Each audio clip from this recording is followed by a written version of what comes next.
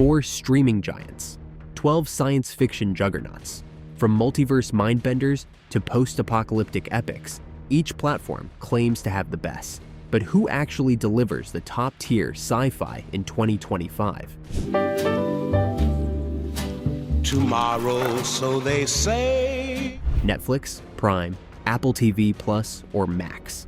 We're breaking down their top 3 shows each. And by the end, you decide who takes the crown. Let the battle of the streamers begin. Let's kick things off with the OG binge king, Netflix. Stranger Things.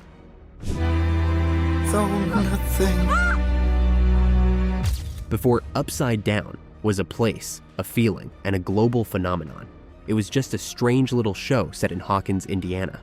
Stranger Things blends 1980s nostalgia, sci-fi horror, and supernatural government conspiracies into one of the most iconic streaming series of all time.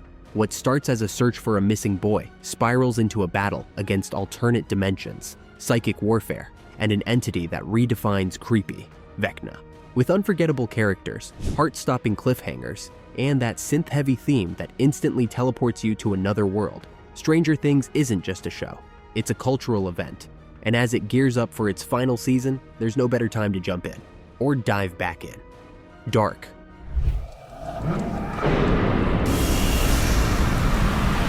Three seasons, one of the most intricate timelines ever put to screen. Dark isn't just a sci-fi drama, it's a masterclass in storytelling. As Netflix's first German-language original, it stunned global audiences with its precision, emotion, and mind-bending take on time travel. Across its tightly woven episodes, Dark explores generational trauma, fate versus free will, and the terrifying idea that time might be a closed loop. It's the kind of series where every detail matters, and where the final season actually sticks the landing.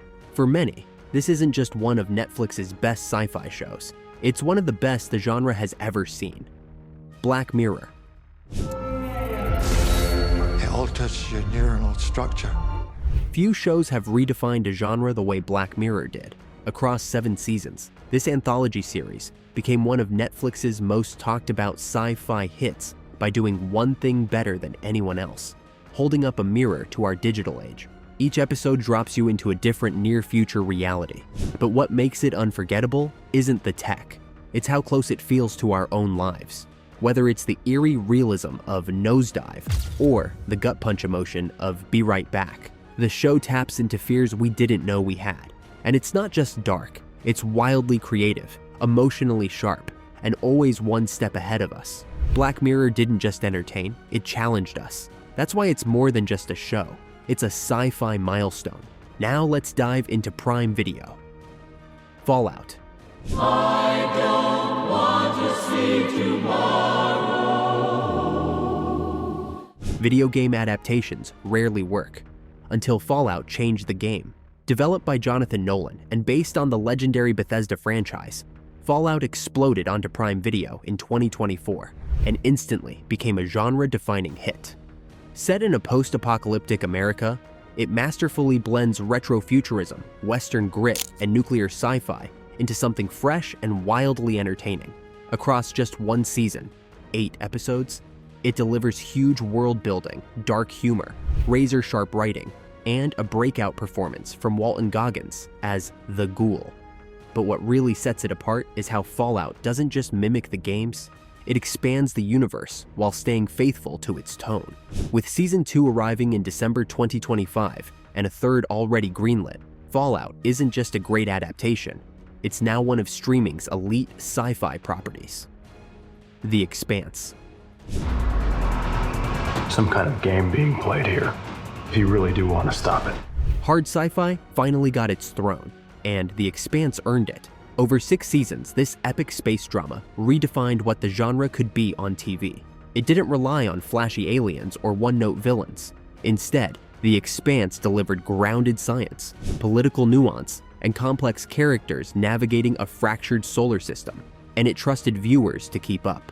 Originally saved by fans after cancellation, the show became a cult powerhouse on Amazon Prime Video, praised for its realism, ambition, and slow-burn storytelling.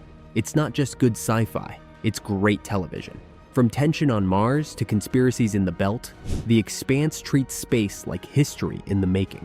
Smart, stylish, and unrelenting, it's sci-fi for grown-ups. And it stuck the landing. The Boys. Do what? Spank the bastards. Superheroes are supposed to save the world. This show asks, what if they're the problem? The Boys flipped the entire superhero genre on its head, and fans couldn't look away. With its mix of brutal action, razor-sharp satire, and terrifyingly grounded characters, it became one of Prime Video's boldest successes. Across 4 seasons, with a 5th and final on the way, it's redefined what adult sci-fi television can look like. Anthony Starr's Homelander has entered the Hall of Fame for TV villains, while Karl Urban's Butcher became an anti-hero icon. The writing pulls no punches, politically, emotionally, or narratively, and that's exactly why it resonates. In a world oversaturated with capes, The Boys didn't just stand out, it dominated. Now time for some Apple TV. Foundation. It's the future of mankind expressed in numbers, and the Empire won't like the future I predict. Apple didn't just adapt Asimov, they tried to outbuild him. Foundation isn't casual viewing. It's high concept, visually massive, and proudly intellectual, but that's exactly why it stands out. Across 2 seasons, with a 3rd on the way, it became a rare kind of prestige sci-fi, one that aims for legacy, not just likes. What hooked viewers wasn't the math or the mythology, it was the scope, the ambition, the sense that every shot, every theme was reaching for something mythic. Lee Pace's Empire is unforgettable. The world building, absurdly detailed, the pacing, operatic. This is science fiction written in capital letters. And if it occasionally stumbles, it's only because it's swinging that big. Silo. Down to one rule. It's do not say you want to go outside. In a sea of mystery box sci-fi, Silo dared to actually have answers. Apple TV Plus bet big on atmosphere and scale, and Silo delivered. Across 2 seasons, with 4 planned total, it's become one of the most visually ambitious and thematically weighty shows on streaming. What made it click? It trusted silence, space, paranoia. It built tension the old-fashioned way, with pressure, not explosions. Rebecca Ferguson gives one of the most quietly commanding performances in recent genre TV, and the show's design, a brutalist maze of control and secrets. But Silo really works because it asks the big question. If you knew the truth, would you still want it? High-stakes sci-fi, elegantly executed, and not afraid of slow burn. Severance. Okay, go ahead and have a seat. What if you could leave work at work, literally? Severance took that terrifying idea and turned it into one of Apple TV Plus's most original sci-fi series. Created by Dan Erickson and executive produced by Ben Stiller, the show imagines a dystopian workplace where employees undergo a procedure that surgically splits their work memories from their personal ones. The result? 2 versions of you, and a haunting identity crisis that unfolds over 9 meticulous episodes. Stylish, unsettling, and deeply emotional. Severance isn't just sci-fi. It's psychological horror in a corporate shell. With pitch-perfect performances from Adam Scott and Patricia Arquette, the show has become a cultural talking point. It's not just about work-life balance. It's about who you are when the lights go off. We will finish it off with Max. Dune, Prophecy.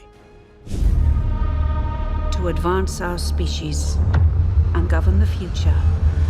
Before spice, sandworms, or messiahs, there was the Sisterhood.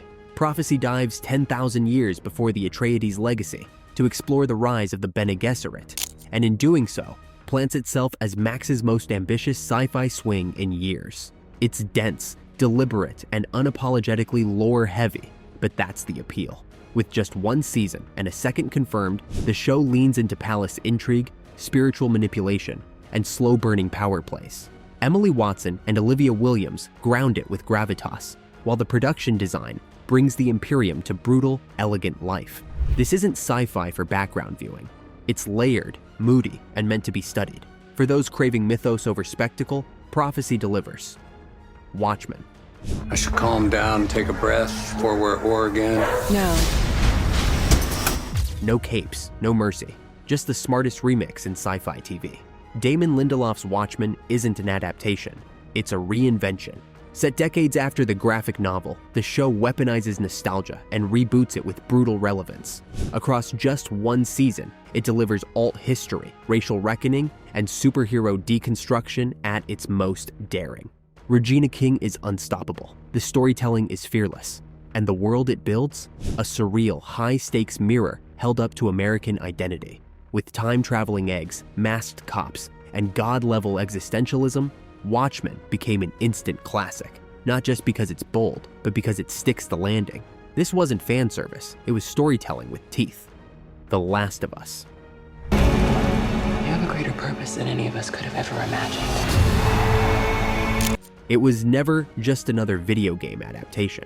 The Last of Us proved HBO could do prestige apocalypse just as well as dragons or dynasties. Across 2 devastating seasons, with more on the way, it became a masterclass in emotional storytelling set against fungal horror.